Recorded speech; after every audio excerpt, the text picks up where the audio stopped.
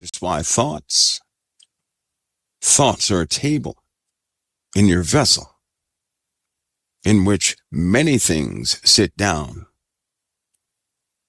You have a house with an open door. Many things will take a seat if they can and stay there and talk to you to convince you to act upon what they're saying. And if you do that, you'll enter into sin. Your heart will become evil, because whatever sits at the table of your mind will eventually enter into your heart.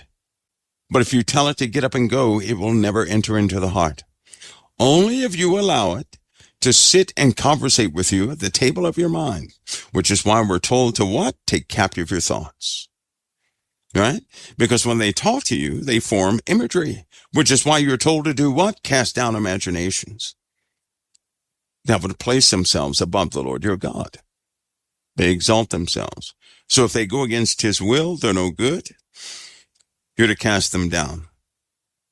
If a thought comes into your mind that's not in line with righteousness, you're to take captive that thought. You're not to entertain it. You're to take it captive. And what do you do when it's captive?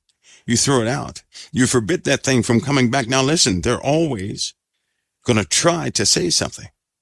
It's like people on cell phones. You can't walk in the middle of New York City and say, everybody stop using cell phones. I'm trying to think. That's not going to happen, right? So you're always going to have people talking. It's up to you what you act on. And I'll say it again. If you allow a conversation to take place at the table of your mind, it's going to enter into your heart. When it enters into your heart, you're going to start talking about it. That's when you overflow with it. And when you overflow with it, you're going to act upon it. All right, that's how it works. That's just the way it works. Out of the mouth flow the issues of the heart, right? So if you're talking about a subject, your heart is all the time, your heart is full of it. If your heart is full of it, it entered into your mind first by way of a thought, but you entertained that thought. You allowed it a seat at the table of your mind. Take captive your thoughts. Remember something. For ye are bought with a price. Therefore glorify God in your body and in your spirit, which are God's.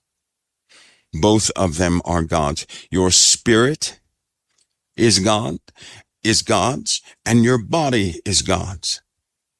What does that mean? Does that mean he owns you? Though that means by him you are the righteousness of Christ.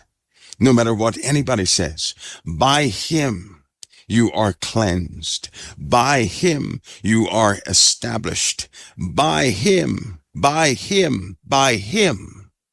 If you're bought with a price, you don't belong to yourselves in the way that you think anymore.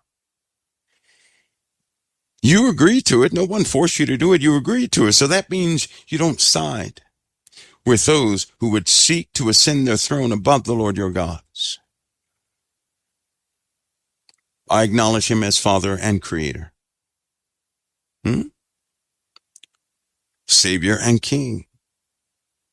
But I'm bought with a price. And if you're bought with a price, he's watching after you. And grace and mercy are bestowed upon you. A great deal of it. He did that so that we could obey him. You can't obey if you're constantly looking out for yourselves. You can obey if your Father in heaven is watching out for you. And if you're bought with a price, he's not going to easily lose you.